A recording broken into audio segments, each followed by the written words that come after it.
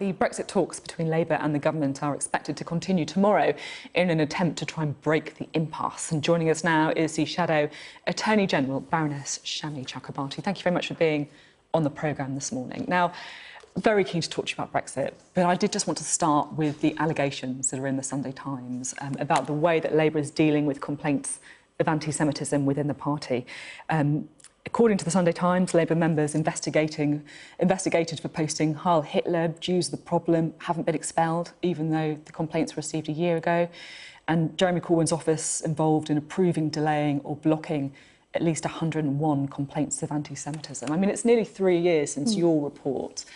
What's your reaction to this? Well, I have to say, you can imagine that I checked this out before coming on because I fully expected to, to have to talk about this.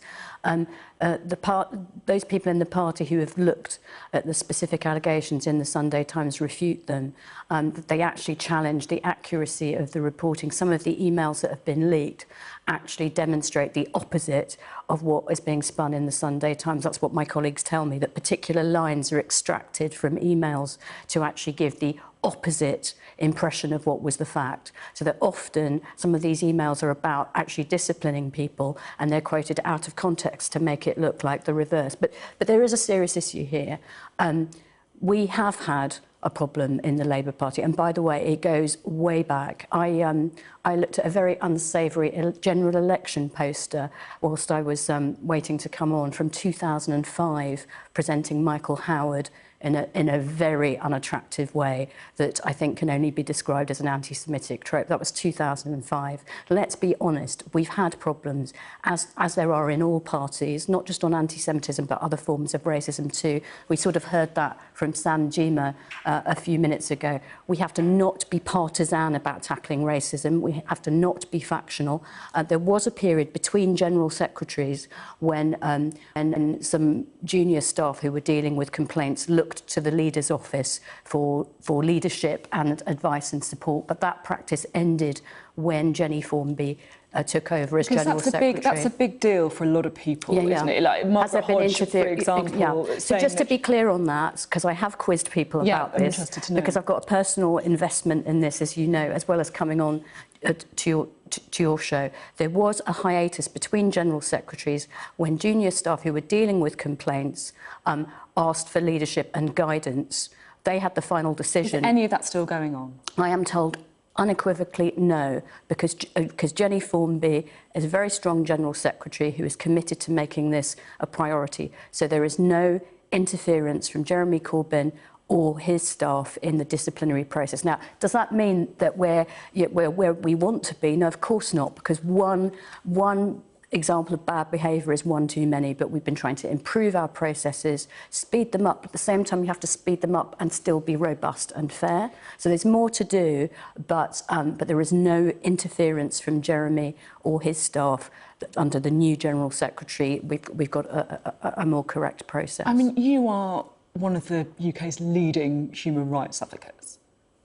Aren't you really angry about this? I am very angry, but I return to this point.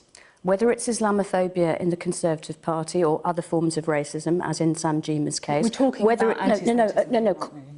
Absolutely. I don't believe that you can tackle racism in any party or in society if you make it a party political or internal factional matter. I think we have to just say that this is too important to politicise or factionalise. We have problems, we have had problems for some time in the Labour Party, and there's a particular manifestation of anti-Semitism that you sometimes get on the left, which is to confuse it with anti-elitism, say tropes about bankers, and that's a particular danger and trap that is there on the left. We have to tackle it, but it will be much easier to tackle it if we don't make it a personal attack on Jeremy Corbyn or a Conservative attack on Labour or an interfactional attack, it seems to me. And we need to take the same approach, by the way, when there are claims about the Conservative Party. Not go, oh, the Tories have got a problem with Islamophobia now. We've got to come together as democratic people in a context of the rise of the far right in Europe and in this country. The democratic people who are anti-racist need to come together and tackle it in that way. I mean, later today, the Jewish Labour movement are going to be voting on whether they have confidence in Jeremy Corbyn's leadership. So my plea to them is not to personalise it. Because, as I say, that post... They feel that it's his look, of course I understand that, and he's the leader of the party, and that's what they would say. That how can we take on our party without a vote of confidence in the leader? My plea to the Jewish Labour movement is to stay in the Labour movement and to tackle racism together, not to personalise it and make it about Jeremy Corbyn, because he is one person and he won't be leader forever. We have to make this non-factional, non-personal and work together. And that's my plea to the colleagues and comrades in the Jewish Labour movement, who are such an important part of Labour's history and Labour's story. OK. Now I'm keen to move on to Brexit. Jeremy Corbyn and Theresa May have been having talks last week. They've got more talks planned for tomorrow. Are you optimistic that there's a deal to be struck?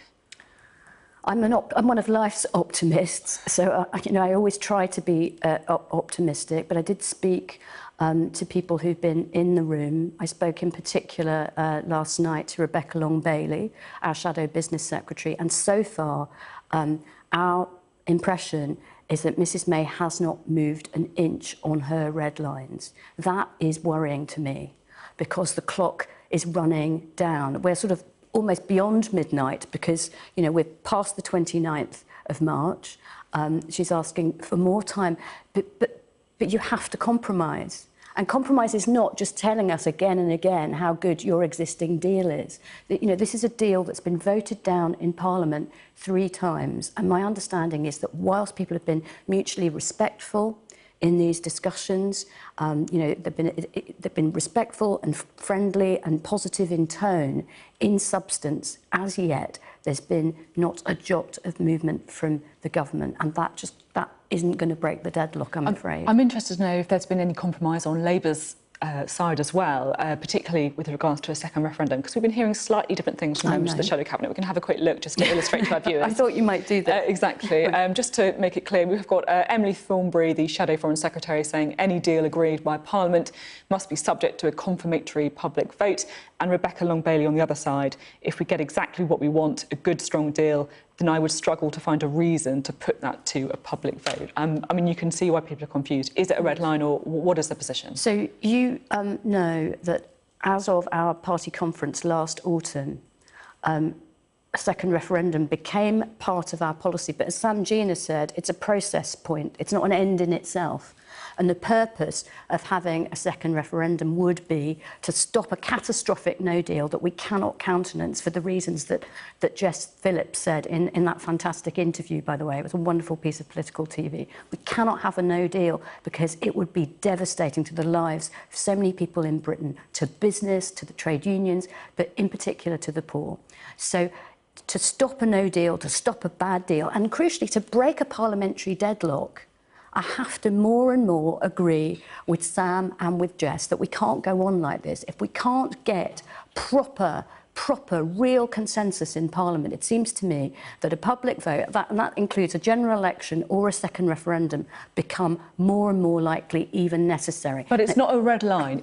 Just listening to you, if Jeremy Corbyn and Theresa May do manage to get a deal that they can both agree on, that wouldn't necessarily have to be put to a public vote. Well, I'm personally cautious about, you know, putting Shami's red lines out when Shami's not in the room and we're saying we're in the compromise business. But I'm telling you what I think is likely. I don't see at this point in this process, after nearly 3 years since the referendum, with no agreement in the Conservative Party, with, yes, some of the options that are closer to our preference, like a customs union, got the most support in Parliament, but that still was not overwhelming support. I find it almost impossible to imagine that Theresa May and Jeremy Corbyn can go and have a cup of tea in a room, or several cups of tea over several days, and then come out and the smoke goes up and everyone's going to be happy. So it seems to me this has been left so late in the day, and I'm afraid I must criticise Mrs May a bit for that. It's been left so late in the day.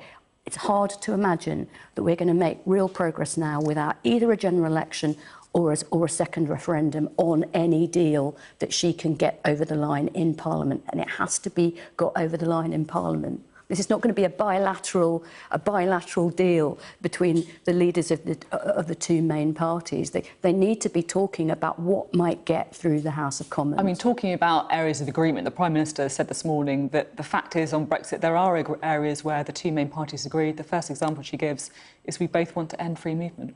Do you share the same policy on immigration, on free movement, ending free movement? Well, clearly, I mean, she and her party are a much more anti-immigration party, and Labour's never been an anti-immigration party. Though there have been times in the past when I haven't liked some of the Labour Party's rhetoric, let's be clear, on immigration. And I don't think that helped when those same people were so campaigning for Remain in the referendum. However, we are where we are.